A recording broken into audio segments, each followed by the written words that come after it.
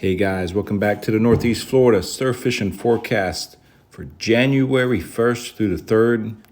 Happy New Year's, guys. This video was taken Thursday afternoon on New Year's Eve in Jax Beach next to the pier.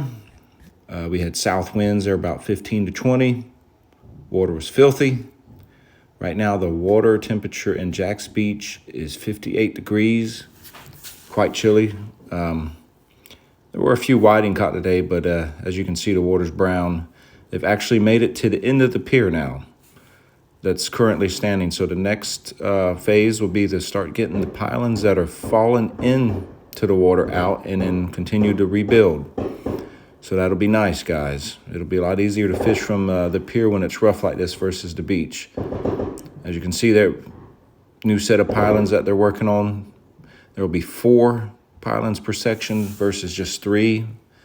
The old sections, the more pylons, the more fish. So it'll be good for all those who are fishing up on the pier when it's open, guys. So like I was saying, right now in Jax Beach, the water's 58, 59. Hannah Park, same thing, 58. Looking at the water temperatures up and down the coast, I looked at Flagler and Ormond. It's running about 62 to 63 degrees right there. And you hit Melbourne, you back up to 69 degrees. So when you're looking for the pompano, you need to look for that 67 degree mark around there in clear water. So you're gonna have to go past Ormond at this point. There still may be a few scattered pompano in Ormond, but for the most part, they're gonna be further south now. The picture at the front was whiting and a few pompano. They were caught at Ormond earlier in the week before the temperature dropped.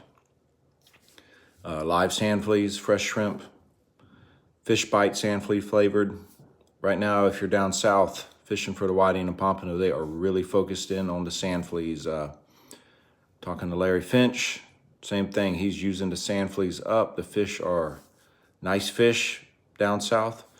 Up in this area, the Jacksonville area, along the beaches, there are a few whiting coming up. South Ponte Vedra, there's been a few good catches. Not a lot of numbers. 6 to 10 fish having to work for them.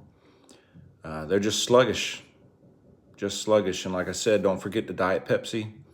Someone brought up to me the Diet Pepsi trick was mentioned in Florida Sportsman as well over 30 years ago. So a lot of people have been using it, but a lot of people don't know about it as well because there's a lot of new fishermen. And it really works. But so do the fish bites. So do the sand fleas. So if you're fishing in the Jacksonville area from the surf, pretty much the only thing you're going to be catching right now is whiting.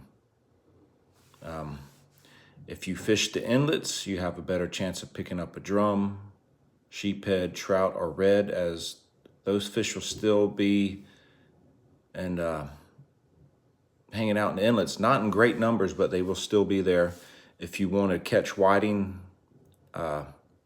in Jacksonville, like I said, you would have a better chance of going, say, to the Volano Inlet, fishing in the deeper water in there if you can, or the Nassau Sound Bridge, guys. They're still catching a lot of whiting off that bridge in the deeper water. The beach whiting, and there's the northern whiting that we call them. They tend to be in the river, the northern whiting. They're a little bit darker whiting, sort of brown, but they're just as good eating, and they'll hit cut bait and squid and fish bites and everything, whereas the beach whiting that we catch along the shore mostly, they don't really ever go after cut bait or squid. So if you catch a spot or something like that, a little croaker, you can cut it into strips, and those northern whiting will eat it up. They got little teeth. On days where we've caught a bunch, by the end of the day, my finger will be absolutely shredded from where I'm using my finger to get the hook out, and their little teeth are just cutting away. You don't realize it until it's too late, and you look down, you got all these little red marks on your finger. But if you're willing to take a drive, like I said, head down towards Melbourne in that area, and you'll still get a lot of pompano and big whiting. Bring some fresh shrimp and your sand flea rake. Sand fleas are pretty thick in Melbourne. I talked to a few people, and they said they load it up very easily. And if you're down that way, you can hit Sebastian as well. Bring some sand fleas there, catch some sheephead or drum along the rocks. If you're going to stay in the Jacksonville area and you don't want to target whiting, like I said, you can go to the bridges, the inlets. The sheephead are biting really well right now.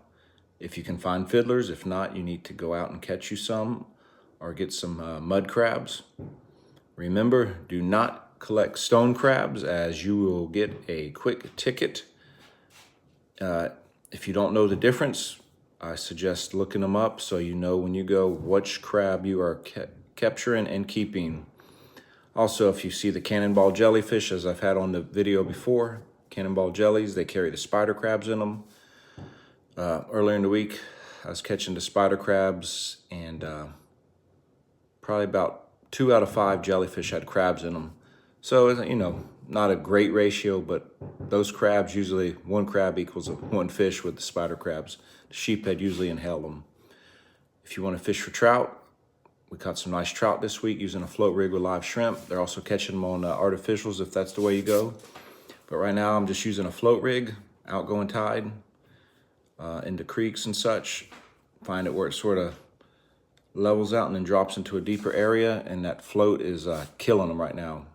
A lot of reds too. Those reds get up in the skinny water back in the creeks, absorbing that sun, and as the tide goes out, they move out with it, and if you're in the right spot, you can load up on them. Remember, 2 per person. If you didn't know, in Northeast Florida and for the east coast of Florida, the flounder regulations have changed. I think it goes into effect March 2021, but the size limit will be going from 12 to 14 inches, and you'll be able to keep 5 per person. And then there's going to be, I think, 45 day close period in the fall for recreational fishermen. So it's coming. Hopefully that'll lead to a lot bigger flounder in the spring. Throwing those 12-inch flounder back and keeping 14s will also help. So we'll see how that, by 2 or 3 years from now, we'll see what kind of effect it's having. Hopefully by then they'll open up the red snapper, because they have taken over the wrecks. They've come back with a aggressive abundance, guys. Other than that, guys, Happy New Year. If you're not fishing, go to your local bait shops, stock up on Sputniks from the sinker guy, get all your pompano beads, all your floats, all the packs of fish bites, and tie some rigs. Get them ready for when the fish really show back up here in Northeast Florida. Remember, it won't be long. We'll be in February soon. We just turned in January, but before we know it, we'll be in February, then March, and then the pompano will be here just like that. In 2020, the year that we're glad to kick behind us, the pompano were absolutely showing up in huge numbers here in Northeast Florida. The week they shut down the beaches, I fished 2 days before they shut it down and got my limit both days on pompano and about 20 whiting each day, using sand fleas and fish bites, and they were big pompano. So I'm hoping they really did get a pretty good break this spring in Florida with all the beach closures.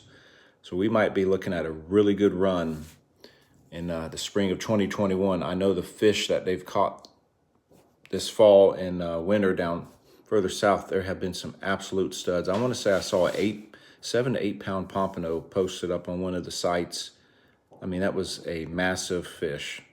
So let's hope for this spring that they are really thick, guys, and I'll have a video up soon. Been working on it little by little of what to expect with the water temperatures as they rise, which fish show up when. So Happy New Year's, guys. Stay safe and have a great weekend.